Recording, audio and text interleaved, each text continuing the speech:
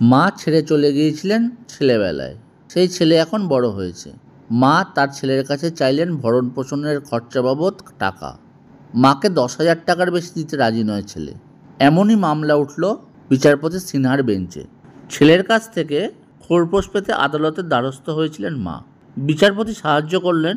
স্বামীর সংসার ছেড়ে অন্য এক ব্যক্তির সঙ্গে ঘর বাঁধবেন বলে চলে গিয়েছিলেন এক মহিলা। ছেড়ে গিয়েছিলেন একমাত্র সন্তানকেও। মাকে ছেড়ে মামার বাড়িতে মানুষ হয় সেই ছেলে।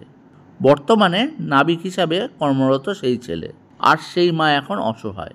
কলকাতা হাইকোর্টের বিচারপতি অমৃতা সিনহা নির্দেশ দিয়েছেন মাকে অর্থ সাহায্য করতে হবে ছেলেকে। সেই মামলার নিষ্পত্তি হলো হাইকোর্টে। যেহেতু মা ছেলেবেলায় ছেড়ে চলে যান, তাই মাকে কোনো রকম অর্থ সাহায্য করতে রাজি ছিলেন না ছেলে।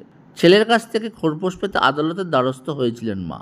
বিচারপতি সাহায্য করার নির্দেশও দেন, কিন্তু ছেলের দাবি 10,000 টাকার বেশি তিনি মাকে দেবেন না। 15 বছর আগে মা ছেড়ে চলে গিয়েছিলেন এবং এতদিন যাবৎ কোনো সাক্ষাৎও ছিল না ছেলে এবং মায়ের। মামলার নিষ্পত্তি হয়ে গেছে। কত টাকা দিতে হবে ছেলেকে আদালত তা ঠিক করে দিয়েছে।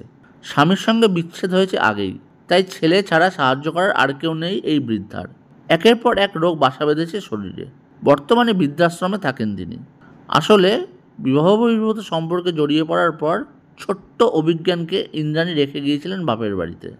তাই বাবা মায়ের সঙ্গ ছাড়া মামার বাড়িতেই বড় হয় অভিজ্ঞান। মাঝে 15 বছর কেটে গেছে। বর্তমানে নাবিক হয়ে কাজে যোগ দিয়েছেন তিনি। মায়ের সঙ্গে দেখা সাক্ষাৎ প্রায় নেই বললেই চলে।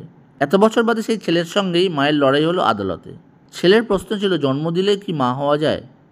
অবশেষে আর্থিক সহায়তায় রাজি হয়েছে সেই ছেলে। প্রশ্নটা কতটা যুক্তিযুক্ত?